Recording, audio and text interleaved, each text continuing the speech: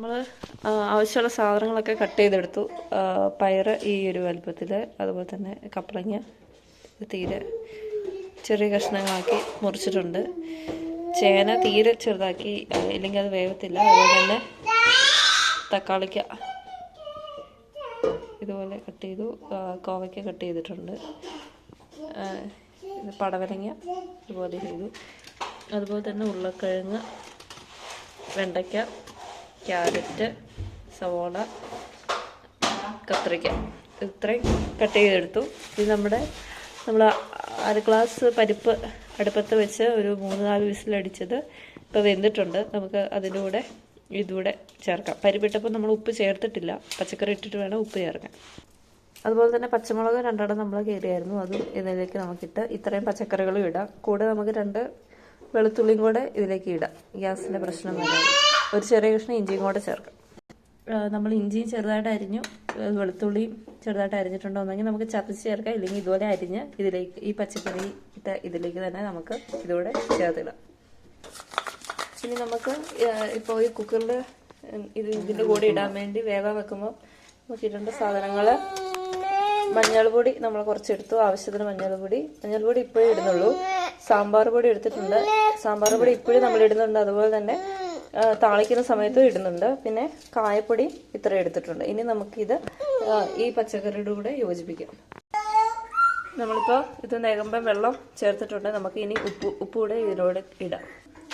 ഉപ്പ് ഏകദേശം ഇത്ര ഇട്ടു, അതുകൂടെ ഇട്ട് ഇനി പിന്നെ നമുക്ക് നോക്കിയിട്ട് ഇടാം. ഇത് നന്നിട്ട് ഇളക്കിയിട്ട് നമുക്ക് അടുപ്പിൽ വെക്കാം. ഇത് നമുക്കൊരു 3 വിസിലോളം മതിയാവും. നന്നായിട്ട് ഇളക്കി യോജിപ്പിച്ച് നമുക്ക് ഒരു 3 വിസിൽ അടുപ്പിക്കാം. പരിപ്പ് നമ്മൾ ഓൾറെഡി വേവിച്ചു, അതുകൊണ്ട് അതിലേക്കാണ് പച്ചക്കറി ഇട്ടത്. അതുകൊണ്ട് പച്ചക്കറി മാത്രം വേവിച്ചാൽ മതി. അതുകൊണ്ടാണ് 3 വിസിൽ മതി എന്ന് പറയുന്നത്. ഇപ്പോൾ 3 വിസിൽ കഴിഞ്ഞ് നമ്മുടെ ഇത് നന്നായിട്ട് വെന്തിട്ടുണ്ട്. നമുക്കിനി ഇതിലേക്ക് താളിച്ചൊഴിക്കാം. അതിനുവേണ്ടി ചീനച്ചട്ടിയോ ഉരുളിയോ അടുപ്പത്ത് വെച്ച് നമുക്ക് നന്നായിട്ട് ചൂടായി കഴിയുമ്പോൾ എണ്ണ ഒഴിച്ച് കടുക് പൊട്ടിക്കാം. ഇപ്പോൾ കടുക് നന്നായിട്ട് പൊട്ടിയിട്ടുണ്ട്. ഇനി ബാക്കിയുള്ള ഇടട്ടെ.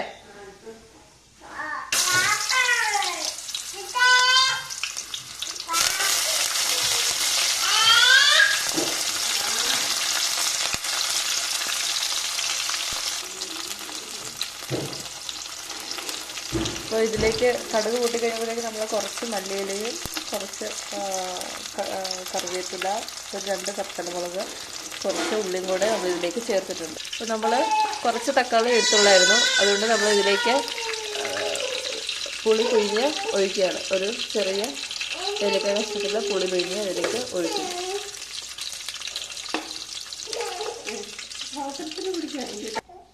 നമ്മൾ മല്ലിപ്പൊടി കുറച്ചെടുത്തു, അതുപോലെ തന്നെ സാമ്പാർ പൊടി ബാക്കി കുറച്ചെടുത്തിട്ടുണ്ട്. പിന്നെ കാശ്മീരി ചില്ലി പൗഡറും ഇത്ര എടുത്തിട്ടുണ്ട്. ഇനി നമുക്കിത് ഇതിലേക്ക് ചേർക്കാം.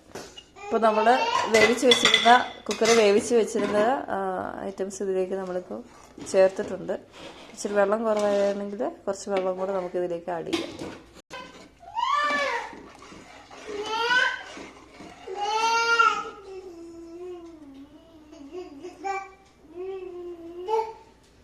ഉപ്പും നമുക്ക് ഉപ്പ് എരിവൊക്കെ നോക്കാം. ഉപ്പ് കുറവാണെങ്കിൽ കുറച്ച് ഉപ്പും കൂടെ ചേർക്കാം. ഇപ്പോൾ ഞാൻ ഒരു സ്വല്പം ചൂടുവെള്ളം ഇതിലോട്ട് ചേർത്തിട്ടുണ്ട്. കുറച്ച് ഉപ്പും കൂടെ ഇടുക.